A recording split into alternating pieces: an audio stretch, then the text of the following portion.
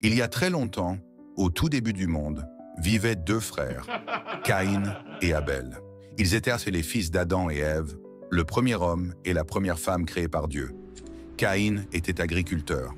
Il travaillait la terre, plantait des graines et faisait pousser des récoltes. Abel, lui, était berger. Il s'occupait des moutons et veillait à leur bien-être. Même si la vie était devenue plus difficile à cause du péché, Caïn et Abel connaissaient Dieu. Ils savaient qu'il était grand, saint et digne d'être adoré. Un jour, chacun d'eux apporta une offrande à Dieu, un cadeau pour lui montrer leur amour et leur respect. Caïn offrit des produits de la terre. Abel offrit les meilleurs de son troupeau, les plus beaux et les plus gras des agneaux. Dieu regarda avec faveur l'offrande d'Abel. Il vit qu'Abel donnait avec foi, amour et sincérité. Mais l'offrande de Caïn ne fut pas acceptée, non pas parce qu'elle venait de la terre, mais parce que son cœur n'était pas droit. Son attitude n'était pas la bonne. Caïn fut rempli de colère. Il se sentit rejeté. La jalousie l'envahit. Pourquoi Dieu avait-il accepté celle d'Abel et pas la sienne? Alors Dieu, avec bonté, lui parla. « Pourquoi es-tu fâché? Pourquoi ton visage est-il abattu? Si tu fais ce qui est bien, tu seras accepté. Mais si tu ne le fais pas, le péché est à ta porte.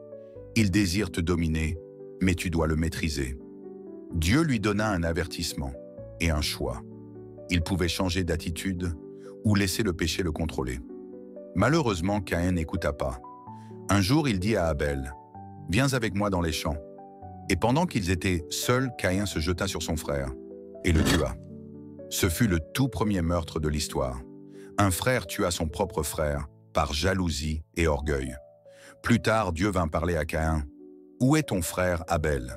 Caïn répondit, « Je n'en sais rien. Suis-je le gardien de mon frère ?» Mais Dieu savait déjà ce qu'il avait fait. « Qu'as-tu fait?